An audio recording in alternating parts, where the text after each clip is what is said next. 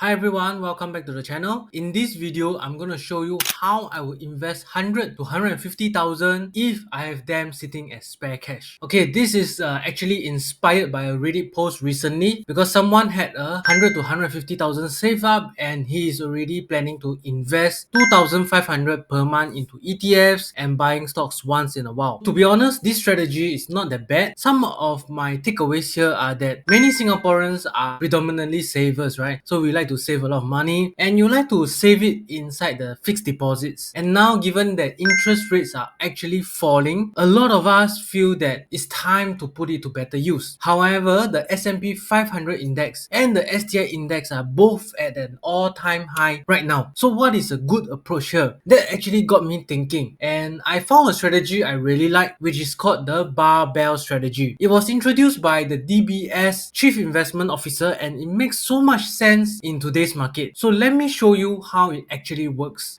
So what is the barbell strategy? Imagine lifting weights with a barbell and you have weight plates on both ends. On one end, you have the stable and defensive income assets such as money market funds, dividend stocks like Sheng Siong, OCBC, UOB, as well as REITs like CICT, CapitaLand Integrated Commercial Trust, and Parkway Life REIT. On the other hand, you hold fast-growing assets like our plain old vanilla S&P 500 index or quality growth stocks such as those focusing on AI right now, Palantir, Nvidia, ASML, Microsoft, etc. Essentially, this strategy means that you will avoid the middle ground, the middle zone, which gives you low return but yet you are facing medium risk kind of a stuff. I believe that this strategy gives you the best of both worlds, income and stability from the defensive side and long-term growth or potential upside from the growth region. If you want to read more about this strategy, DBS actually has an article on it. I will link the article link in the description box down below. At the same time, do join 9,000 other subscribers in my free weekly newsletter at investkhaki.com. Moving on now, let's take a look at the benefits of this barbell strategy. Again, this strategy is a good way to stay invested in the market. This means that you don't need to trade in and out and you don't have the fear of missing out on opportunities. Essentially, this strategy provides dual returns. On the conservative side, the income portion, you get regular passive dividends plus the growth potential from the aggressive side. This dual strategy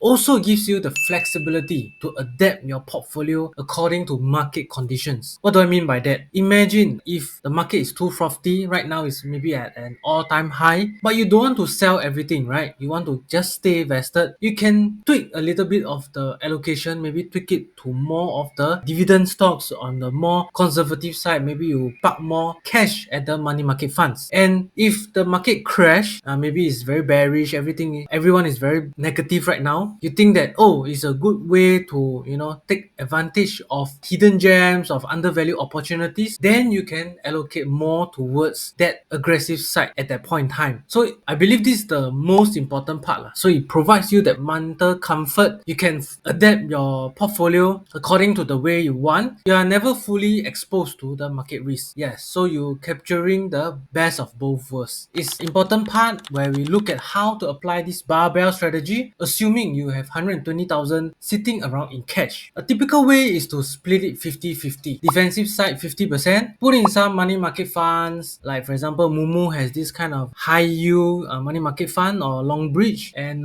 you can also go for T-bills and things like that. So this will act as the opportunistic funds where anytime you see a bargain you can go for it. On the other hand, you can also add some Singapore REITs like Mapletree Logistic Trust or CapitaLand Escort Trust. The goal here is to generate some steady distribution yields of at least maybe 4 to 5% with low volatility. On the other hand, you have the growth side, another 50% allocation. You can go for global equity ETFs like CSPX, the proxy to invest in the 500 ETF, S&P 500 ETF, and pick a few strong individual stocks. Think of those very blue chip stocks like Microsoft, Amazon, Alphabet. In Singapore, there are also a couple of names that I like, such as ST Engineering or SETS Group. Or if you are more gung-ho, you can go for companies like Citrum, which is riding the oil and gas rebound and things like that. Okay, just remember, you are collecting income on one end and giving your money a shot at growth on the other. So this is a typical starting point and you can tweak it based on your own risk appetite and market conditions. And to answer the Reddit's question, if you have 120,000, do you do a lump sum investment or do you do like a staggered dollar cost averaging strategy? For me, I would definitely go for the dollar cost averaging. You can actually, like do it every month or every quarter. And what's great about that is that it gives you the ability to sleep soundly at night. So you don't just whack the whole thing and imagine if you invested it at the all-time high and then it crashes down 10 to 20%, you wouldn't be able to sleep at night, right?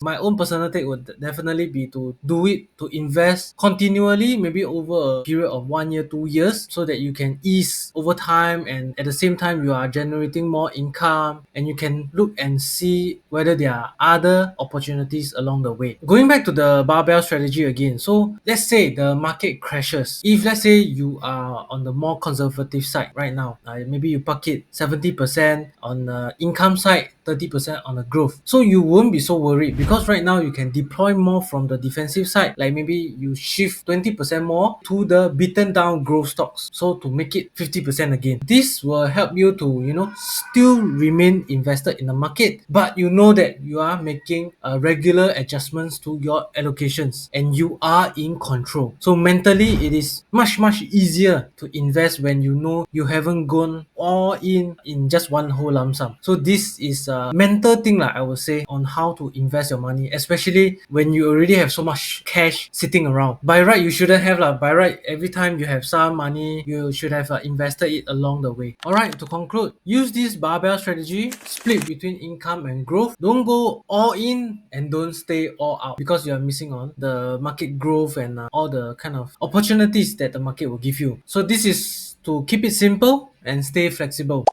And if you want to find out about more stock ideas, I share that in my free weekly newsletter at my website investkaki.com. Don't forget to like this video as well if it helped you. Subscribe for more investing content and I will catch you in the next video. Thanks for watching and see you next time. Bye.